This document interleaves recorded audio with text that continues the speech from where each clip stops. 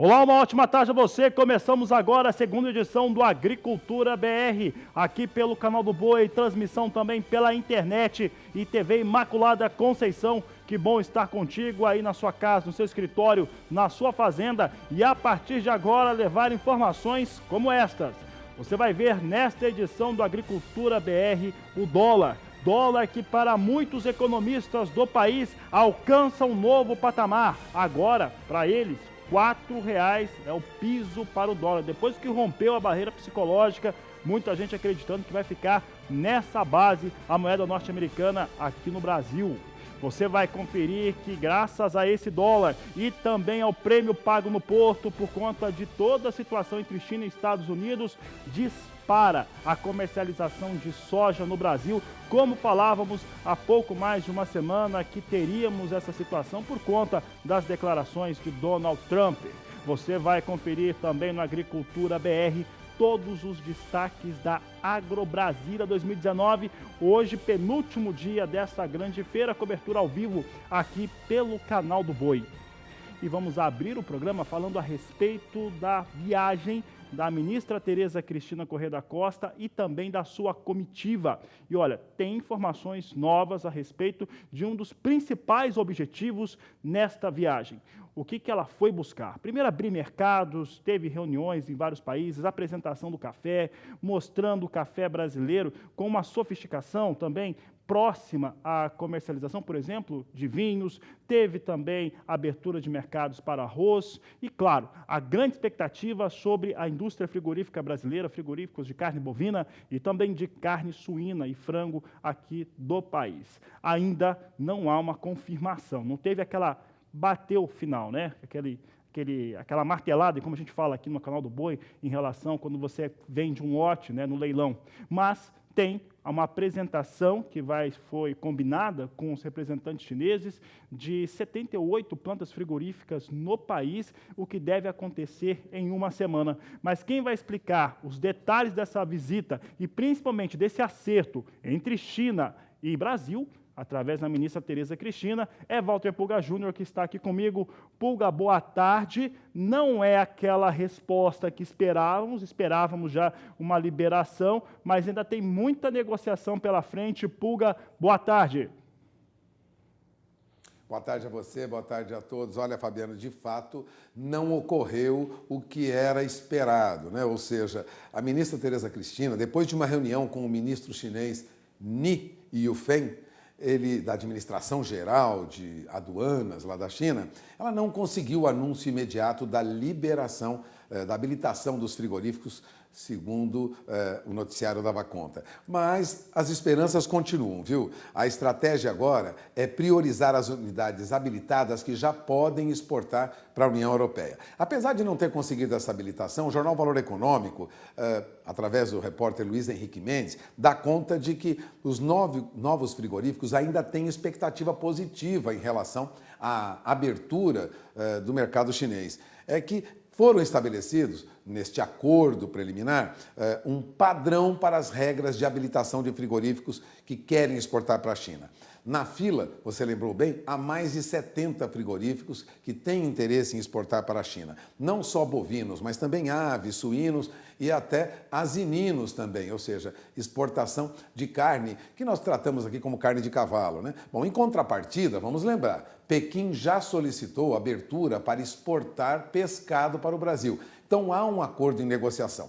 Por isso, representantes da indústria que acompanham a ministra ainda veem com olhos positivos, né, o andamento dessas negociações. Há esperança de que as habilitações sejam anunciadas num curto prazo. E quando isso ocorreria? É que na próxima semana o vice-presidente da República, Hamilton Mourão, vai participar de uma reunião de uma comissão chamada COSBAN, né, que é a Comissão Sino-Brasileira de Alto Nível para Concertação e Cooperação. Essa reunião vai ocorrer na China, né? Na ocasião, o nosso vice-presidente, Hamilton Mourão, deve ter um encontro com o presidente da China, Xi Jinping.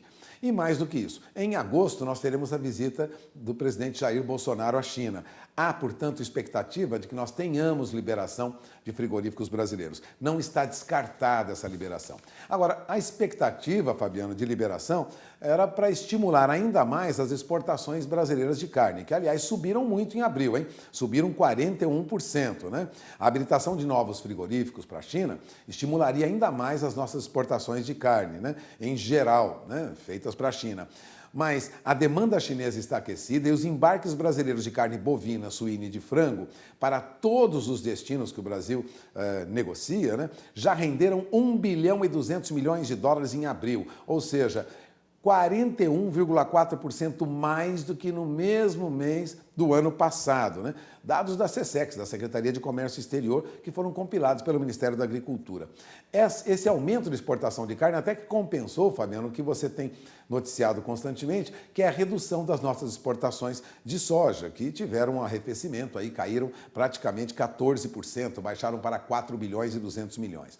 Mas, resumindo, o que ocorre com as nossas exportações, com o recuo da soja e aumento da exportação de carne? As exportações do agronegócio brasileiro subiram, isso é fato, 8 bilhões e 600 milhões de dólares no mês passado, de fato 2,4% menos do que em abril do ano passado. Agora, mantém, considerando aí os primeiros 4 meses do ano, o mesmo patamar do ano passado, ou seja, nós já exportamos mais de 30 bilhões, quase 30 bilhões e meio de dólares. Por isso, há uma expectativa ainda de que tenhamos intensificação dessas compras chinesas com a liberação de outros frigoríficos e as nossas exportações continuam, de certo modo, mesmo caindo em abril, dentro de um patamar que repete o desempenho do ano passado.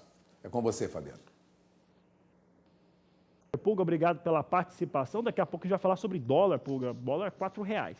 Olha, complementando, estava nas mídias sociais agora, né, acompanhamos tudo que vai acontecendo e aí a troca de informações, claro, que é muito mais rápida, e a ministra Tereza Cristina já postava ontem ou nessa madrugada as informações a respeito desta viagem técnica para a China, as expectativas que se tem. Um dos fatores que nós ressaltamos é que esses 78 frigoríficos terão seus documentos remetidos aos chineses para apreciação. China também quer colocar alguns produtos aqui em troca, está negociando um pouco disso. Parte dessas indústrias frigoríficas estão sendo, de certo modo, analisadas pelo próprio Ministério da Agricultura, então, por isso que tem sido esse prazo de uma semana. Um outro fator, Mourão já embarcou para a China, embarcou nesta última quinta-feira. Neste momento, quem preside o país é o presidente da Câmara Federal, o deputado Rodrigo Maia, até a volta do nosso presidente, Jair Bolsonaro, que está nos Estados Unidos.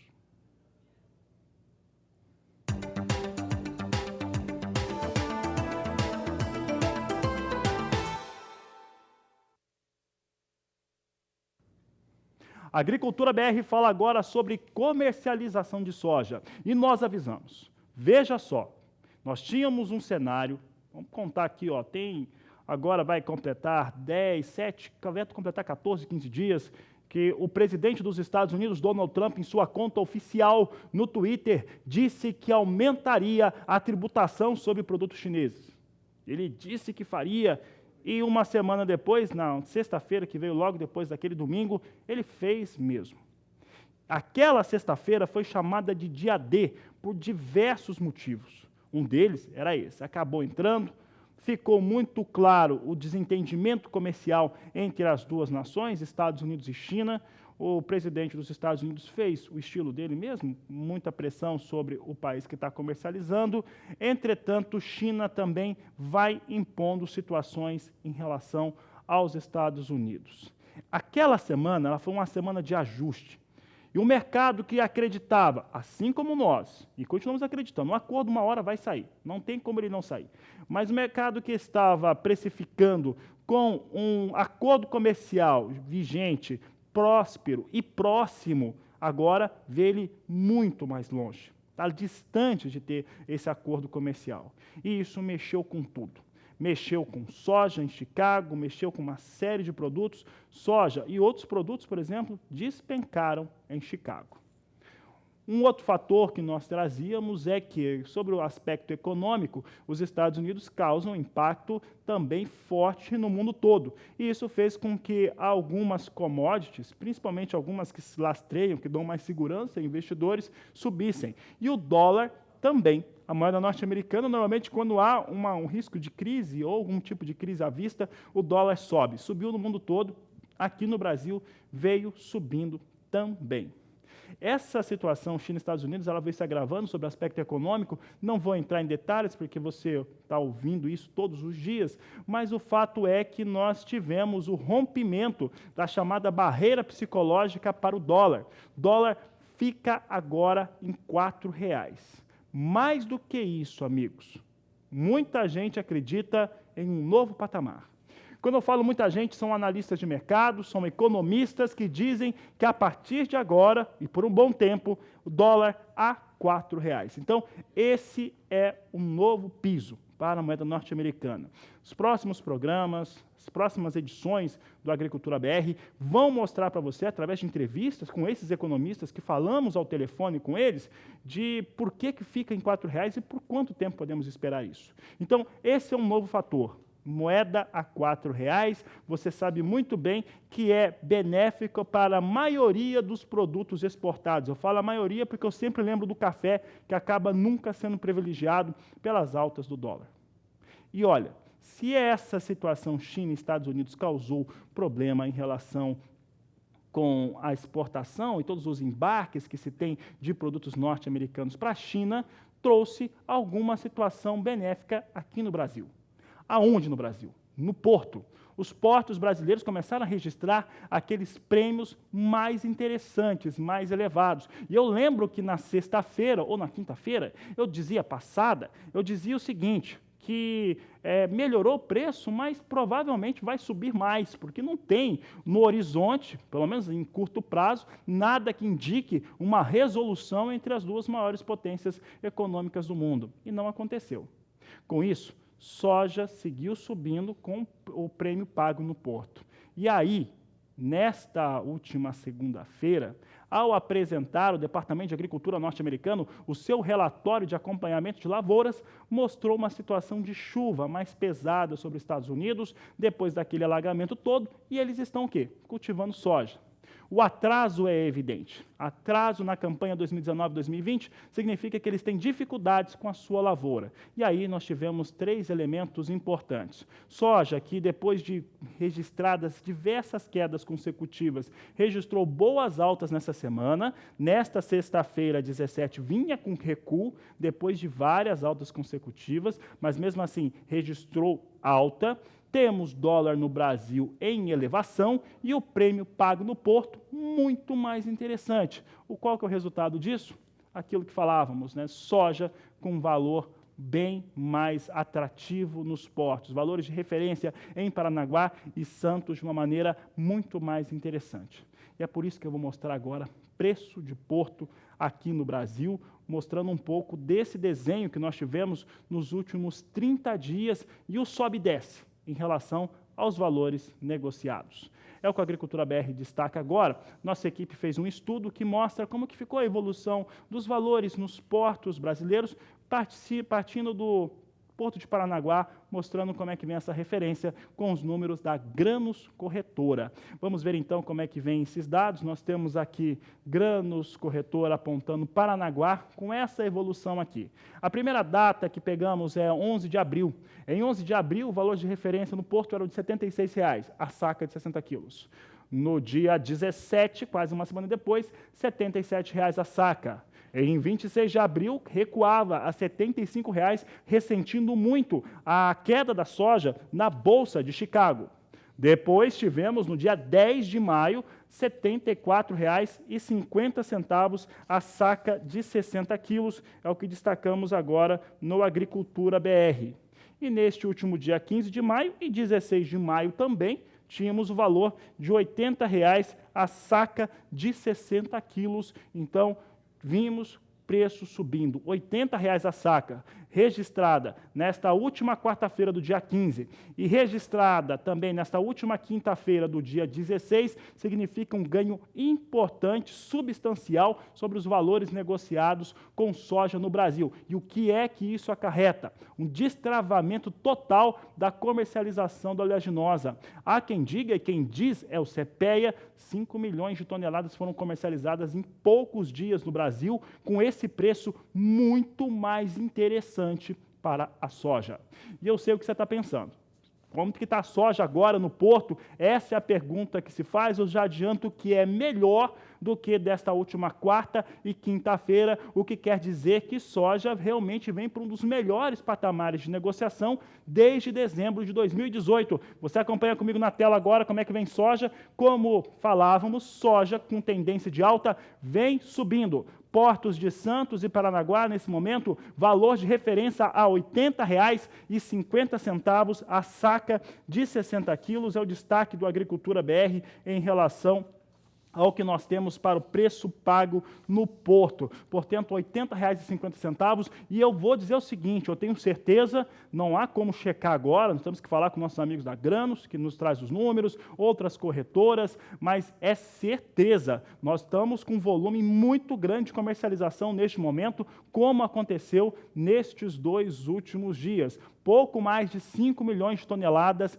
comercializadas em pouquíssimos dias por conta do preço mais interessante, valores de referência mais interessante nos portos no Brasil, por conta do prêmio, principalmente muito melhor no porto, depois o dólar comercial mais alto, o dólar no Brasil agora acima de R$ 4,00 e também alguma recuperação para a soja em Chicago.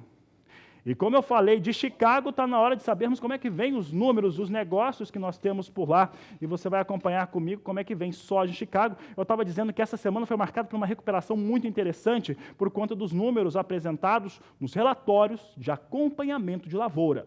Ora, aquilo lá mostrou que a situação não está nada fácil. Estados Unidos não consegue cultivar soja dentro da janela. É basicamente janela ideal de cultivo. O produtor está muito acostumado com esse termo.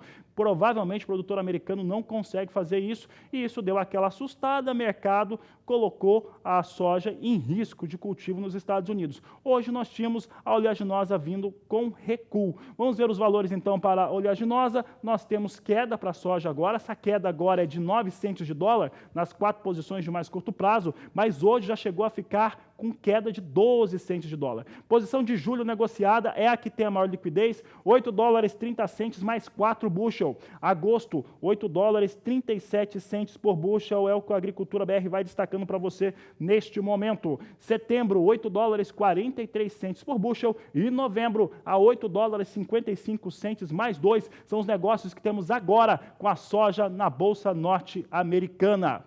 E se eu falei de soja, falei de prêmio, eu falo de dólar também, porque para muitos analistas brasileiros, economistas, há um novo patamar de preços ou de valores de negociação na referência do dólar comercial no Brasil. Esse valor está em R$ 4,00, é o destaque do Agricultura BR agora. Vamos falar de dólar e principalmente rompeu a chamada barreira psicológica que é de R$ 4,00, era de R$ 4,00, né? Colocava em R$ 4,00. Se você pegar o que eles estavam dizendo, a maior parte dos economistas brasileiros diziam há alguns meses, né, que isso ficaria entre R$ 3,75, R$ 3,80, mas agora tem muita gente falando que são R$ 4,00. Isso representa impactos, não vou aqui tapar o sal com a peneira, como alguns dizem, mas isso representa impactos negativos para uma diversas fatores aqui no país, inclusive dívida pública, né? Mas para alguns fatores, para outros elementos, isso é bom, inclusive para a exportação de produtos como soja. E hoje soja chegou a ter esse registro acima de R$ 4,00, vem registrando acima de 4. Nesse momento, soja soja. O dólar vai subindo e vai chegando próximo a R$ 4,09. A alta agora é de 1,26%. É forte, é intensa a alta para o dólar. Agora vem a R$ 4,08 mais 7. Vem disparando o dólar no Brasil. E para falar do dólar, para falar dessa alta expressiva para a moeda norte-americana, eu vou conversar de novo com o Walter Pulga Júnior, que está aqui comigo. Pulga estava acompanhando aqui, eu estava mostrando aqui os números para o dólar. A alta é intensa, né? Nós temos fatores externos, temos fatores internos ligados à dificuldade de conseguir aprovar reformas no Brasil. Está tendo muita barreira criada no Congresso brasileiro. Pulga. A perspectiva não é das melhores, não. Fabiano, a mudança de patamar já ficou evidente. Aliás, nesta semana, o último relatório do JP Morgan já apontava, né, um banco, uma empresa na área de investimentos financeiros que atua em todos os países do mundo praticamente, né? Tem uma força muito grande, não só na América do Sul, na Europa, mas notadamente na América do Norte, nos Estados Unidos. E o JP Morgan já apontava a possibilidade do dólar no Brasil atingir rapidamente a faixa de R$ 4,10. Não falta muito não. Já estamos na faixa de R$ 4,08 mais 75, ou seja, aquela expectativa de que teríamos dólar ainda nos próximos meses na faixa de 13,70 fica cada vez mais distante. Agora, isso independe da economia brasileira. Há também já a expectativa de uma contração na economia mundial. E vale lembrar que o governo chinês já admitiu para empresários de Taiwan que também terá um crescimento do seu PIB 1 ponto percentual mais baixo do que o previsto. Ou seja, a China já admite um crescimento do PIB menor. Portanto, já se espera um crescimento pequeno, abaixo do previsto para a economia mundial. No caso do Brasil, já ficou evidente, não vamos crescer mais do que 1,5%. Portanto, a perspectiva é de que o dólar agora ganhe espaço frente ao real. Independente do que ocorra aqui, de problemas internos para aprovação da Previdência e discussões políticas. Agora, o importante também, Fabiana, é acompanhar o mercado de bolsa. O mercado de bolsa em todo o mundo já abria negociações nesta manhã em queda. Queda na China durante a madrugada, queda nas bolsas da Europa logo na abertura e agora há pouco, em Nova York, as bolsas recuavam por conta de dúvidas sobre o rumo das negociações entre Estados Unidos e a China. As bolsas de Nova York há alguns minutos operavam também em baixa. Para se ter uma ideia, alguns dos índices de referência do mercado americano, como o Dow Jones, recuava 0,12%. A Standard & Poor's 500, outro índice de referência no mercado americano, que reúne as 500 maiores indústrias, né? Perdia 0,24%. E a Nasdaq, que é aquela bolsa que negocia ações de empresas de alta tecnologia, recuava 0,34%. Ora, se há um movimento negativo lá fora, era de se esperar que nós tivéssemos aqui um movimento negativo no Brasil.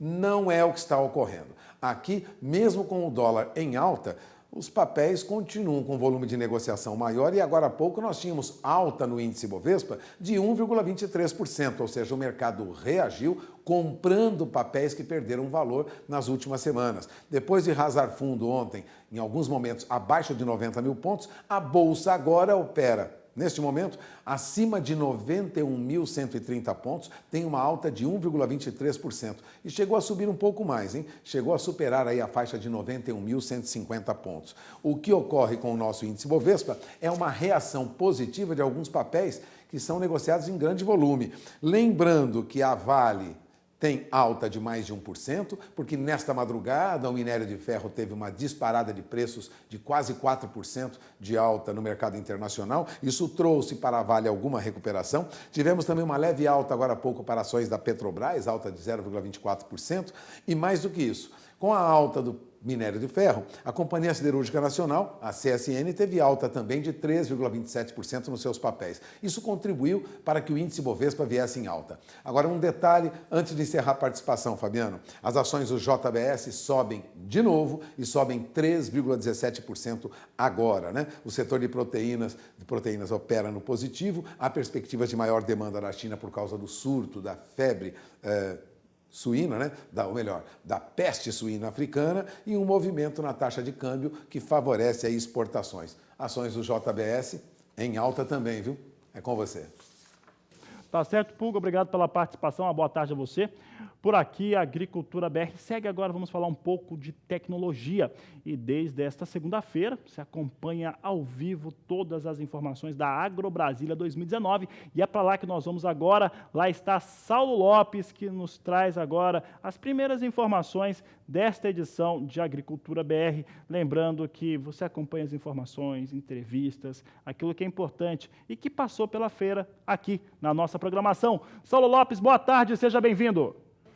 Agora. Oi, Fabiano. Boa tarde para você, para todo mundo que nos vê. A AgroBrasília, sucesso total. Amanhã é o último dia e já superou fácil aquela estimativa de 120 mil pessoas, né? Vai até amanhã e estimativa também de negócios, dizia aí em torno de 1 bilhão e 200 milhões. Isso já passou tranquilo. Eu vou falar aqui agora com uma pessoa que sabe o que é desafio, sabe o que é trabalhar no campo, uma mulher, Sandra Padilha. Tem todos aqueles clichês, é guerreira e não sei o quê. Multiplica por 3. Ela é presidente do Sindicato dos Horticultores e também Fruticultura aqui do DF. Sandra, boa tarde para você. Qual o principal desafio, ela que falou no Fórum Mulher, né, no agronegócio, qual o principal desafio para a mulher nesse setor? O primeiro desafio grande que nós temos é vencer o preconceito, né? Que ainda há o preconceito. Na época que eu se tornei produtora 20 anos atrás, foi meu maior desafio, foi vencer o preconceito. Passou disso, tudo que vem para nós agora é café pequeno, como diz. Mas vocês produzem café lá não, né? Não, produtora de café não. Muito bem. Vamos falar sobre a produção da associação, que são 50 associados. Qual o volume de produção, para onde é que vai? Não, a associação, elas são 500. 500, desculpa. 50 são mulheres, né? Mulher no agro. Sim. E a produção da associação, eles produzem para vender, comercializar no Ceasa e para merenda escolar do Distrito Federal. Para quantas escolas vocês enviam a merenda? 220 escolas. É um público estimado em 10 mil pessoas. Você estava me falando que a terra onde vocês plantam tem problemas de titulação para poder pegar linhas de financiamento. Tem que acabar a burocracia para vocês produzirem, Sandra? Claro, tem que acabar, porque às vezes você precisa de um financiamento e tem que dar algo como garantia. Às vezes o produtor não tem, né? A reforma fundiária ele tem que acontecer correndo, reforma agrária, tem que arrumar isso aí para poder o produtor ter sua terra e dar como garantia. Porque assim ele não consegue produzir. Eu imagino que com 50 mil reais que vocês conseguem ver liberados no banco, dá para fazer muita coisa na terra, não dá? Claro, multiplica aí por 5. Nossa. É muita coisa. A semente é forte, né? A semente era... Você mesma era produtora antes de se tornar presidente. Como é que foi essa luta de ter chegado a presidente do sindicato? Eu ainda sou produtora. Tenho orgulho de ter minha carteira de produtor rural. Eu produzo hortifruti. Mas, assim, é mais um desafio para mim como presidente de sindicato e de associação. Porque eu vou levar aos meus produtores, aos nossos associados, a fazer a comercialização. Agora, viu, Fabiano, as pessoas ficam imaginando que é difícil dirigir e tal, como eu disse, multiplica por 3. E quando a Sandra vem falar num evento como esse aqui, da AgroBrasília, que abre um espaço técnico, né, político, para que as vozes fortaleçam quem está em casa, a pergunta é o seguinte: você vem jogar balde de água fria, desanimar as meninas, ou vem colocar um fósforo na gasolina para que elas produzam? E como é que, se é o fósforo na gasolina, como é que você faria isso? Você viu o tanto de caminhão-tanque aí com gasolina? Nós faltamos fogo mesmo, levar as mulheres, buscar o direito que ela tem, né, o seu espaço, e a mulher chega onde ela quer chegar. E como é que você faz, por exemplo, ao ouvir que tem preconceito, dificuldade de pegar linhas de financiamento? O que você disse lá no fórum? Nós temos que ir atrás, temos que abrir a boca, existem os governantes para isso. Para fazer projeto, temos que correr atrás de projetos, colocar na Câmara e ir atrás dos governantes para poder ajudar a agricultura. É um trabalho de formiguinha. Com relação também à proteína animal, você disse que desses 10 mil alunos das 220 escolas não tem carne na merenda escolar. Então faça um apelo aqui, já aproveita que agora a comunicação está aberta para você, são 17 milhões o nosso público, todo o Brasil também aqui no entorno, pode falar. É um desafio, né, para mim falar aqui numa rede nacional. Eu quero fazer um apelo aos nossos governantes, às nossas crianças. Não tem carne vermelha, entrou com a fruta, os legumes, a verdura, mas a carne vermelha, elas estão sem essa proteína. Eu queria que os governantes olhassem com carinho essas regionais que não tenha a carne vermelha na alimentação escolar. A proteína é fundamental para as crianças aprenderem, né, Sandra? Fundamental, fundamental. E eu faço esse apelo, independente de eu ser produtora de boi, eu sou de hortifruti, mas eu faço apelo em prol das crianças e do produtor rural. Tá bom. Com relação ao Brasil Verde e Amarelo também, você está junto com as reformas, né? Claro, vamos reformar para melhor. Estamos aqui também para ver todas as reformas, que é aquele que não vai prejudicar o produtor rural. Estamos aqui também para bater. Tá bom. Obrigado, viu, Sandra? E daqui a pouco nós vamos falar, Fabiano, são dois assuntos. Um sobre a viticultura, que é o vinho, produção de uvas aqui no Planalto Central, e uma tecnologia que veio de Israel, até interessante para vocês, da produção de merenda escolar, uma tecnologia de fungicida que melhora a terra e dão frutos muito robustos, uma vez que Israel enfrenta o problema de terra, são poucas terras e o clima é muito árido. Então, nós vamos falar com o técnico que oferece como lançamento aqui na Agro Brasília uma tecnologia para tornar os alimentos mais bonitos, mais resistentes e com uma produção bem maior. Fabiana, com você, daqui a pouco a gente volta. Obrigado, Saulo. Obrigado pela participação. Dá um grande abraço a Sandra. Obrigado pela entrevista. Olha, a Agricultura BR vai para o intervalo comercial agora. Daqui a pouco nós vamos falar de dois assuntos importantes. Um deles é a Agro Brasília, de novo com o Saulo, que vai trazer essas entrevistas bacanas aqui ao vivo no nosso programa. O outro é um ano daquelas manifestações, da greve dos caminhoneiros, o que ela trouxe de impacto. Você vai ter destaques aqui depois do intervalo comercial.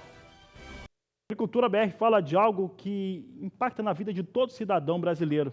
Foi uma escolha feita lá na década de 50, uma opção para trazer indústrias, não foi à toa, para trazer indústrias automobilísticas para o Brasil, fez com que o país fosse vocacionado para um modal específico de transportes. Eu falo do modal rodoviário. E isso acarretou impactos, principalmente nos últimos 20 anos, terríveis para a competitividade econômica do Brasil. Ora, o modal rodoviário ele é muito interessante para curtas distâncias. Entretanto, distâncias maiores, ainda mais num país com o tamanho territorial que o Brasil tem, você precisa do ferroviário e do aquaviário. É o que você vai entender um pouco dessa história agora na reportagem de Vinícius Souza. O transporte rodoviário no Brasil é o principal sistema logístico do país e conta com uma rede de quase 2 milhões de quilômetros de estradas e rodovias nacionais, por onde passam cerca de 60% de todas as cargas movimentadas no território brasileiro. A importância desse tipo de transporte se dá desde o início da República, quando os governos começaram a priorizar o transporte rodoviário em detrimento ao transporte ferroviário e fluvial. O movimento dos caminhões nas estradas brasileiras é intenso, mas em maio de 2018 esse cenário mudou. Os caminhoneiros paralisaram os trabalhos e reivindicaram a queda no preço do óleo diesel e também o tabelamento de frete para que tivessem melhores condições de trabalho. A greve durou 10 dias e chegou ao fim no dia 30 de maio, com a intervenção da Polícia Federal e também do Exército Brasileiro, que desbloquearam as estradas brasileiras. Mas após um ano da greve, o que mudou? Nossa equipe de reportagem conversou com um dos representantes do Sindicato do Transporte de Cargas e Logísticas do Mato Grosso do Sul para entender um pouco mais sobre o atual cenário da classe. Muitas coisas mudaram, principalmente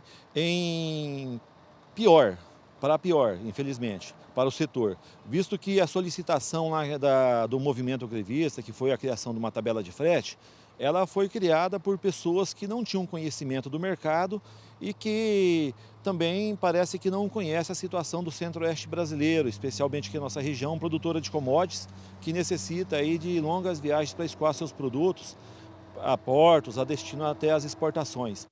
No dia 27 de maio de 2018, o até então presidente Michel Temer anunciou a redução no preço do óleo diesel em 46 centavos por litro na bomba, que este preço permaneceria congelado por 2 meses e que os novos reajustes seriam mensais. Além disso, foram publicadas em edição extra no Diário Oficial da União 3 medidas provisórias. A primeira determinava que pelo menos 30% das contratações de frete feitas pela Companhia Nacional de Abastecimento sejam de caminhoneiros autônomos e através do intermédio de cooperativas. A segunda estabelecia preços mínimos para os fretes. A terceira isentava os caminhões trafegando vazios em rodovias concessionadas federais, estaduais ou municipais de pagar o pedágio sob eixo suspenso.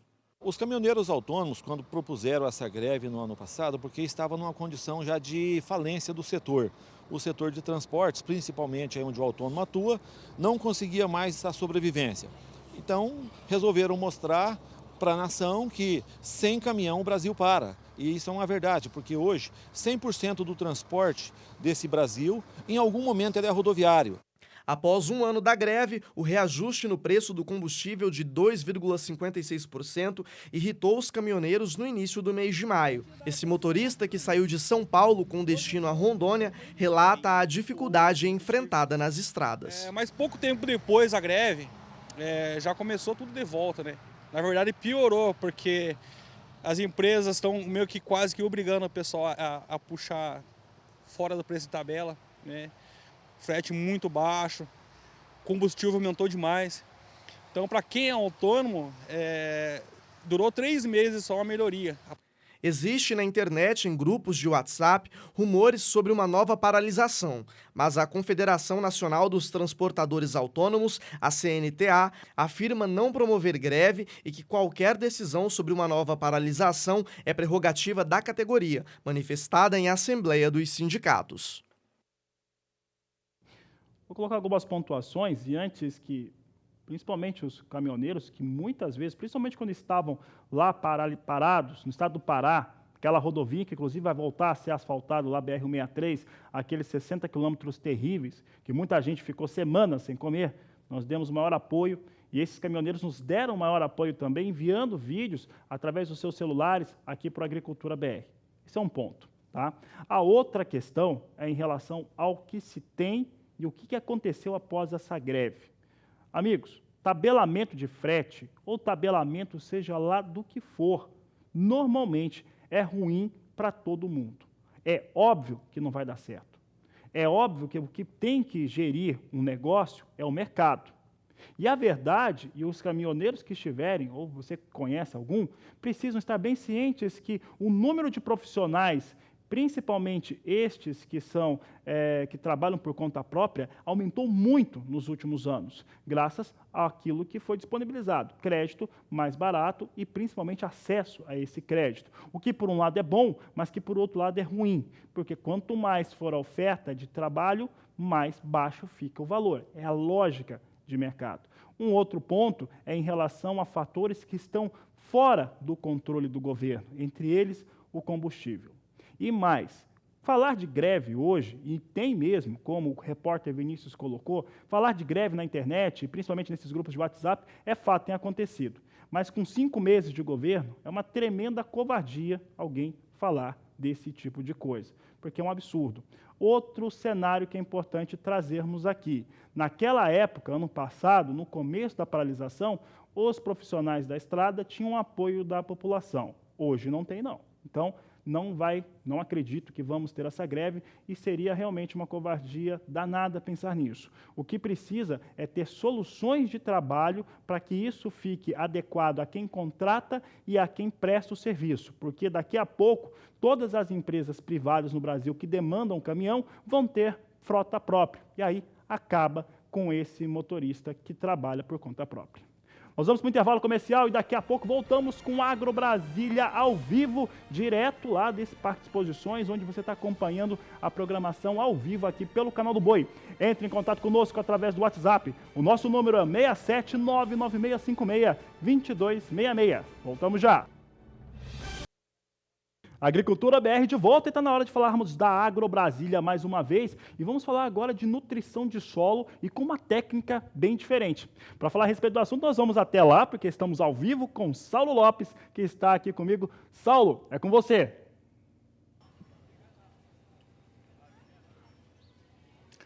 Oi, Fabiano. Agora nós viemos aqui para uma sombrinha que o Chico achou aqui. Obrigado, Chico. Para entrevistar, está aqui ao meu lado o Breno Cunha, que é engenheiro agrônomo e diretor comercial de uma empresa que traz, Fabiano, direto de Israel, um produto que melhora a nutrição da planta, tornando ele maior, mais forte, mais resistência. Aí, Breno, minha pergunta é a seguinte, bom, aqui no Brasil já tem isso, né? Qual o diferencial do seu produto? Então, na realidade, nós não trazemos diretamente de Israel, nós somos uma empresa que distribui o produto importado pela Nova Tero, que é desenvolvido lá, em Israel. Em Israel. É um produto à base de fungos micorrízicos arbusculares de altíssima concentração. Calma, rapaz. Que é isso? Você vai traduzir coisinha por coisinha, que aqui no canal do Boi a coisa tem que ser muito bem explicada, é dinheiro, é terra, então o cara tem que entender. Traduz isso tudo aí. Inclusive, a gente convida todos os agricultores, técnicos e afins que estejam vendo o canal agora a estar presente na nossa palestra, que daqui meia horinha dá tempo de chegar, aqui na Agro Brasília, no auditório principal, para conhecer um pouco mais sobre o fungo micorrízico arbuscular e o Rutela BR, que é o nome do produto comercial. Agora traduz isso aí, o que é isso aí?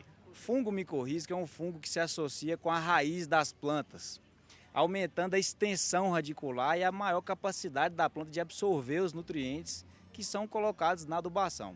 Então a gente aumenta a eficiência do fertilizante fosfatado que está sendo empregado na agricultura, necessitando a cultura menos fertilizantes. Então, com isso a gente tem maiores produtividades, ganhos e melhorias na qualidade de solo, menor custo para o agricultor e o mais interessante é produzir mais, né? O agricultor ele quer buscar menores custos e maiores produtividades. Você sabe que o Brasil hoje discute muito as questões sustentáveis, também a lei do uso de pesticidas, que a gente está em discussão no Congresso. Esse fungo, ele agride menos o meio ambiente, ele consorcia bem com as outras culturas, como é?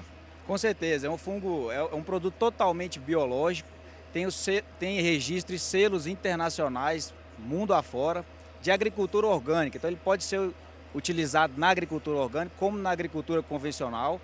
Ele vai melhorar a qualidade do solo, tornando o solo menos dependente quimicamente, principalmente dos fertilizantes químicos.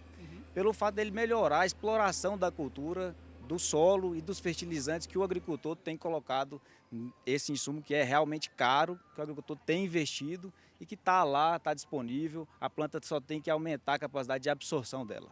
Vocês, evidentemente, têm estudos de ensaios que vocês já fizeram, ensaios técnicos de plantio.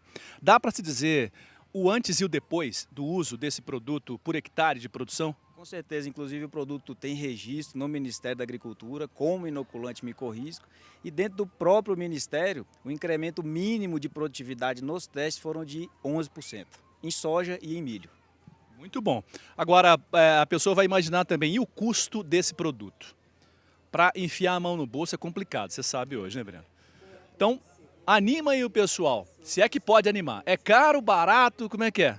Então, o custo-benefício do produto é muito interessante. Inclusive, nós vamos estar divulgando alguns resultados na palestra e alguns agricultores vão dar seu próprio depoimento. Ok, mas o produtor que não vai na palestra, fala agora já, ué. A oportunidade você está vendendo aqui, rapaz. Está na nossa sala aqui, o Brasil inteiro está assistindo, pode falar, ué. Em termos de custo, o produto tem um custo acessível. A gente deixa para a equipe comercial da Ativa Biotecnologia falar diretamente com o agricultor. Vocês dão manutenção técnica e tudo mais, não dão? Com certeza, toda assistência técnica, toda consultoria para o agricultor, inclusive em termos de quanto de adubo utilizar com essa tecnologia, né?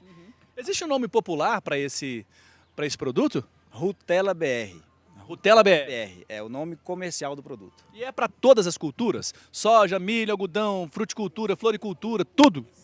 O produto ele tem registro para as principais culturas graníferas do Brasil. Quantas? Soja, milho, feijão, trigo, arroz, todos os grãos, né? E nós estamos agora entrando com a expansão do registro para frutíferas, para todas as culturas.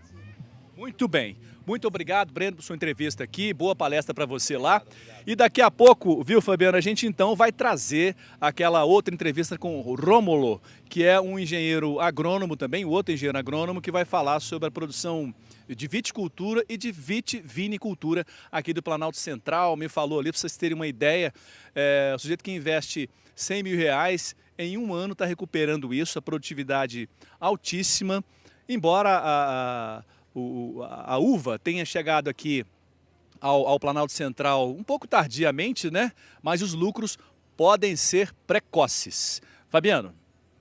Tá certo, Saulo, obrigado pela participação. Daqui a pouco vamos falar desse assunto, então, aí na Agro Brasília, produção de vinho, no Centro-Oeste, no Planalto Central Brasileiro. Eu sei que parte da minha diretoria agora está ouvindo e está ficando mais interessado também, viu, Saulo? Aí nessa informação que você vai trazer daqui a pouco no Agricultura BR, que vai para o intervalo. Daqui a pouco tem a Agro Brasília falando de produção de vinho no Centro-Oeste, e vamos falar também aqui nesta edição ainda a respeito de dólar e outros elementos no mercado importantes para a sua renda, para a sua rentabilidade.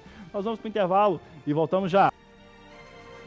Olha, na última semana teve o 3º Simpósio Brasileiro de Solos Arenosos. Na oportunidade, o consultor de agronegócios do Canal do Boi, João Pedro Cuti Dias, falou com muita gente e conversou com um dos pesquisadores da Embrapa Solos a respeito dos efeitos da integração lavoura-pecuária sobre a qualidade de solo.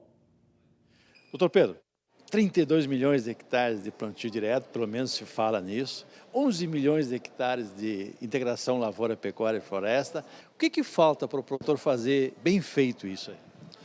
Bom, a preocupação é que desses 32 milhões de hectares que se diz que estão no sistema plantio direto, esse sistema plantio direto ele tem os seus alicerces. Se eu não cumprir os requisitos, eu não estou no sistema plantio direto. Não revolvimento do solo, a rotação bianual de culturas e a cobertura permanente do solo. E tem um quarto alicerce que está surgindo, que é o controle de tráfego, que está chegando rapidamente e que faz parte do sistema. Se eu olhar esses 32 milhões na base desses alicerces, eu vou perceber que praticamente 20% dos nossos produtores, eles estão respeitando esses alicerces, estão adotando o sistema plantio direto como é preconizado. Como foi preconizado no começo, né, desde das ideias de Herbert Bartz em 72, que se amadureceram e vieram para o cerrado daquela forma, naquela esforço de buscar uma cobertura do solo que pudesse suprir. A gente não podia trabalhar com leguminosas, e aí veio a braquiária rosiziensis, vieram outros capins, veio o milheto antes. Quando nós procuramos ver o que está sendo feito, então nós percebemos, desses 32 milhões, nós temos 6 a 8 milhões de hectares de produção de soja, produção de grãos, que estão realmente sobre o sistema plantio direto. A evolução do sistema plantio direto é a integração lavoura-pecuária, ou seja, ao invés de eu ter uma rotação de culturas anuais, eu tenho soja num ano, milho no outro, algodão no outro ano. A rotação de culturas, isso é a rotação que a gente procura. Nós temos uma rotação de uso. Eu tenho culturas anuais em um período e em outro período eu tenho pastagem. Aí nós temos mais 12 milhões de hectares que estão adotando o sistema plantio direto com a integração lavoura-pecuária. E a integração lavoura-pecuária não existe se não for em sistema plantio direto. Ela tem que estar no plantio direto.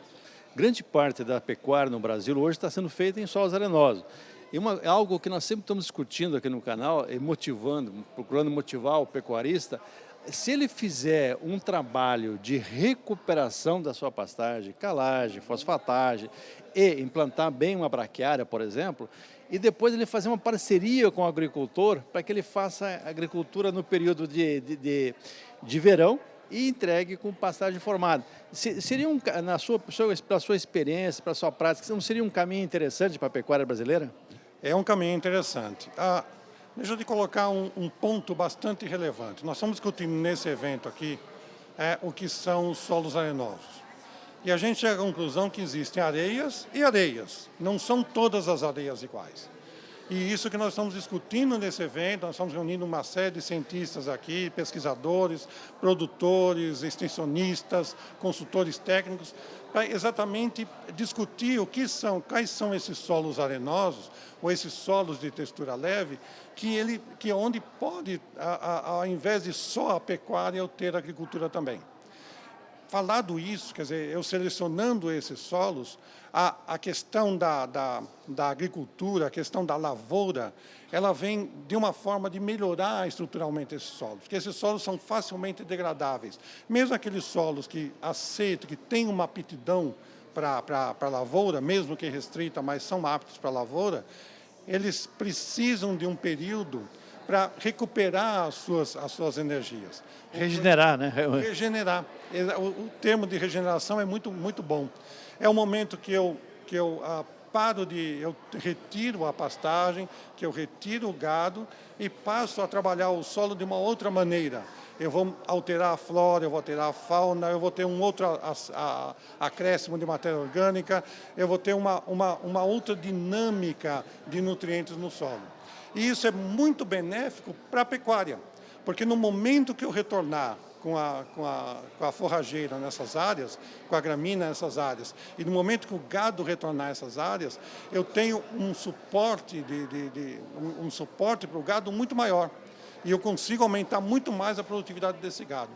Tanto que nós temos certeza que desses 160 milhões de hectares de pastagem que nós temos no Brasil, no momento que nós fizemos essa renovação, nós conseguimos produzir a mesma quantidade de carne, nós temos a mesma população de gado em praticamente metade dessa área. E os senhores podem ter certeza, no momento que eu conseguir liberar essa área, eu posso aumentar muito mais a produção de grãos no Brasil sem derrubar nenhuma árvore. Nós não queremos que derrube mais nenhuma árvore nesse país. E nós queremos dobrar a produção de carne e a produção de grãos. E isso é possível com a integração lavoura-pecuária. Então, seríamos o ideal em termos de meio ambiente, uma sustentabilidade econômica, ambiental e social, porque você geraria emprego, geraria uma série de atividades que seriam extremamente importantes para a região. Exatamente. E o social é o mais importante, porque nós estamos gerando empregos, nós estamos gerando qualidade de vida, tanto para o proprietário, para o produtor, para o pecuarista, como para a população que depende dele. Agora, no momento que eu tenho uma parceria, no momento que eu chamo um parceiro, no momento que eu tenho uma pastagem que eu quero que seja regenerada e eu chamo um parceiro para fazer agricultura, eu tenho que deixar bem claro nesse contrato que ele tem que seguir os princípios do sistema plantio direto. Ele tem que ter um bom trabalho, ele não pode tratar aquela terra como qualquer terra, porque o efeito de não respeitar os princípios, os alicerces do plantio direto, eles são severos. É erosão, é compactação, é arenização, é degradação total dessa área. E para eu recuperar, para eu destruir uma área de solos arenosos, é muito fácil. Eu destruo uma área com uma chuva, eu acabo com uma área. Agora, recuperar é muito difícil e é muito caro. Então, eu tenho que tomar muito cuidado na hora de fazer o contrato, né, de negociar esse uso da terra para a lavoura, de exigir que o meu parceiro ele siga os princípios, não revolvimento do solo, não precisa revolver, dependendo da degradação da pastagem, eu não preciso revolver o solo, dependendo se a pastagem, se o solo está degradado, aí eu já tenho que ter um outro trato, e por isso o consultor é fundamental para definir que tipo de trato que eu vou ter naquela área. E daí fazer a rotação de culturas, quer dizer, não só colocar soja. Eu quero soja num ano, eu quero milho no outro, eu não quero fazer uma sucessão de culturas também. Eu quero uma rotação de culturas. E exigir que esse parceiro ele coloque uma cultura de cobertura. Né? Sempre é essencial uma cultura de cobertura. No caso, uma leguminosa, né, que pode enriquecer esse solo de nitrogênio, vai ser básico para depois eu trazer essa pastagem de volta, pode ser uma outra gramínea, pode ser uma braquiária rosiziense. Ou um coquetel, né? Ou um coquetel. Ou então, principalmente, o coquetel. Né? O coquetel é o que a gente está... No coquetel, a gente tem que tomar muito cuidado e tem que ter uma assessoria muito boa, porque o coquetel ele tem que atender aquelas necessidades da área. E nem sempre, dependendo do coquetel, ele não atende as necessidades. Então, tem que tomar muita atenção no coquetel. Mas hoje nós já temos, né, conhecimento disponível aí com os consultores de saber exatamente qual coquetel utilizar. Mas isso é essencial. Colocando isso no contrato, eu tenho certeza que eu vou receber uma área regenerada e eu posso colocar capins de alta qualidade, de alta produção e ter uma produção e ter uma capacidade de suporte muito grande nessas áreas. Muito obrigado, doutor Pedro. Eu acho que o senhor e a senhora que estão assistindo, que tem solo arenoso, que trabalham com pecuária, merecem sentar e discutir esse assunto. Isso é importante para o futuro. Doutor Pedro, muito obrigado. Tá ok, obrigado a vocês, bom trabalho. É o João Pedro Dias, consultor de agronegócios do Canal do Boi. E olha, vamos para o intervalo comercial, porque daqui a pouco, na volta, tem Agro Brasília ao vivo de novo aqui no Agricultura BR, que volta já. E o Agricultura BR volta agora à Agro Brasília 2019, a maior feira do Centro-Oeste brasileiro. Vamos falar de um assunto bem interessante agora, é a produção, a vitivinicultura no Cerrado, no Planalto Central. Saulo Lopes já está aqui conosco. Olha, Saulo, para encerrar, ou próximo de encerrar essa edição da Agricultura BR, é um tema bem agradável também, não é isso?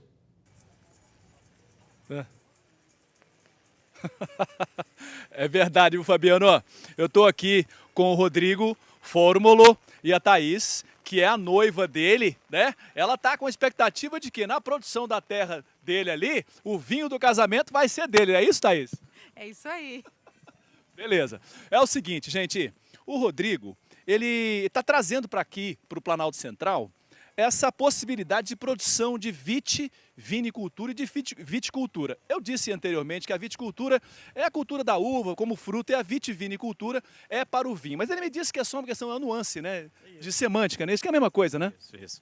Na verdade, assim, a produção, tudo começa pela produção da uva, né? Então a uva faz parte da fruticultura e a viticultura, né? E depois a gente vai da uva, processar ela, vamos fazer um vinho, um suco, um doce, né? Mas no caso do vinho, é vitivinicultura. Isso. Muito bem, vamos começar agora o nosso papo engarrafado para o vinho, beleza?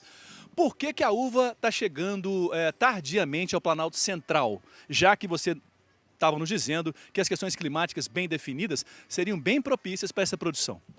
Sim, está chegando agora por quê? Porque eu acredito que a região não tem essa cultura ainda de produzir não somente uva, mas frutas, né? Se a gente pega a região sul do Brasil, que eu sou do sul, a gente vê que todo mundo é de origem italiana e que trouxe uma bagagem de fruticultura, de viticultura. Então, desde os navios já vinham com mudas dessa cultura e se encontrou um clima muito parecido da Europa. Por isso que o pessoal começou a produzir já. Fixou lá e subir para o Brasil demorou um pouco mais, é isso mesmo? É isso mesmo. Depois, com novas tecnologias, com novos tipos de podas, a gente foi vendo que a viticultura se adaptava a esse clima quente.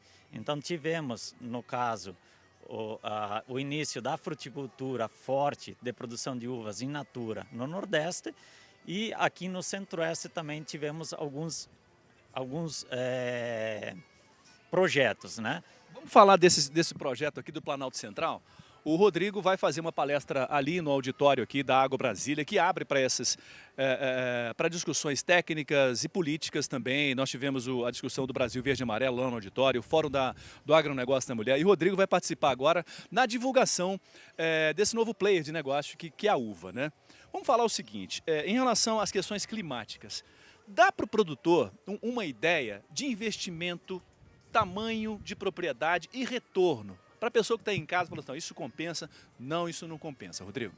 A fruticultura em si não necessita grandes áreas, né? Então, se a gente começar com 2, 3, 4 hectares, é suficiente para produzir fruta, né? Viticultura ainda mais. Então, se você quiser investir em viticultura, o mínimo, eu diria, para começar num projeto, seria 6 hectares. Investindo quanto? Investindo em torno de 800 a 1 milhão, até início de ter o retorno, né? Retorno em quanto tempo? In natura seriam de 3 a 4 anos, né, para retornar.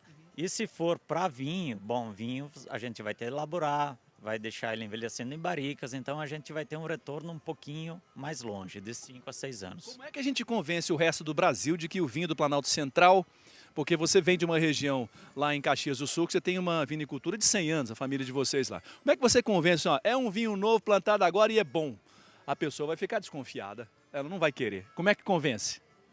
Realmente tem de provar o vinho daqui, né? Então a gente sabe que o vinho daqui tem sim, é um vinho que não deve ser consumido daqui 10, 20 anos, mas é um vinho que deve ser consumido mais jovem, né? Pelas condições climáticas, por aquilo que a gente tem aqui, mas é um vinho que se assemelha muito a regiões de produções mais quentes, da Austrália, Nova Zelândia. Califórnia. Então você tem um vinho leve, saboroso, Se você provar a primeira garrafa e gostar e abrir a segunda, o jogo tá feito, né? Tá feito, mas você já tá bêbado, então você já nem sabe se é bom, se é ruim, você vai tomando.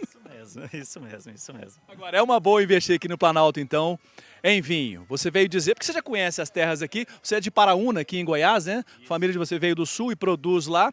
São as características geoclimáticas muito semelhantes, não é isso? Muito semelhante. Aqui a gente tem uma altitude um pouco maior do que a região onde eu estou produzindo. O nosso objetivo lá é produzir uva in natura, né, para venda.